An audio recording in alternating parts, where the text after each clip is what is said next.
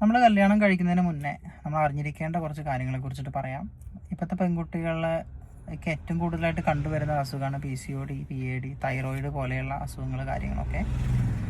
അപ്പോൾ ഇത്തരം അസുഖങ്ങളൊക്കെ ഉണ്ടായി കഴിഞ്ഞിട്ടുണ്ടെങ്കിൽ അവർക്ക് ചെറിയ ചെറിയ കാര്യങ്ങൾ കൂടുതലായിട്ട് ഇമോഷണൽ ആവുകയും നമ്മുടെ ചെറിയ ചെറിയ കാര്യങ്ങളിൽ നമ്മളായിട്ട് വഴക്ക് കൂടാനൊക്കെ ചാൻസ് വളരെ കൂടുതലാണ്.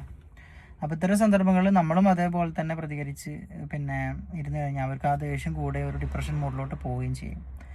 അപ്പം ഇങ്ങനെയുള്ള പെൺകുട്ടികളിലൊക്കെ സിറ്റുവേഷൻ നമ്മൾ മനസ്സിലാക്കിയിട്ട് വേണം അവരോട് സംസാരിക്കാനും പെരുമാറാനായിട്ട്. ആ ഒരു രീതിയിൽ സ്നേഹം കെയറിങ് കൊടുത്താൽ മാത്രമേ അത് പൂർണ്ണമായിട്ട് മാറ്റിയെടുക്കാനായിട്ട് സാധിക്കുകയുള്ളൂ.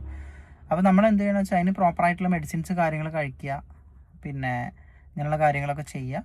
പിന്നെ നമുക്ക് എന്താ പറയുക, അവരങ്ങനെ സംസാരിക്കുന്നതിൽ നമുക്കിങ്ങനെ സമാധാനിപ്പിച്ച് അവരെ അതേ രീതിയിലേക്ക് കൊണ്ടുവരിക എന്നുള്ളത് മാത്രമേ നമുക്ക് ഇതിനകത്ത് ചെയ്യാനുള്ളൂ.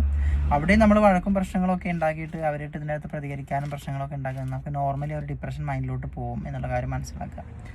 അപ്പോൾ ഇതൊരു പ്രത്യേക അവസ്ഥയാണ്, പെൺകുട്ടികൾ ഒരുപാട് അനുഭവിക്കുന്ന ഒരവസ്ഥയാണ് എന്നുള്ള കാര്യങ്ങൾ മനസ്സിലാക്കുക.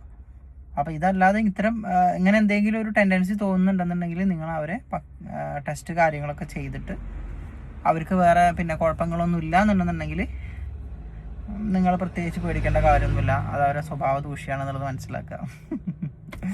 ഓക്കെ, അപ്പോൾ have a nice day. By.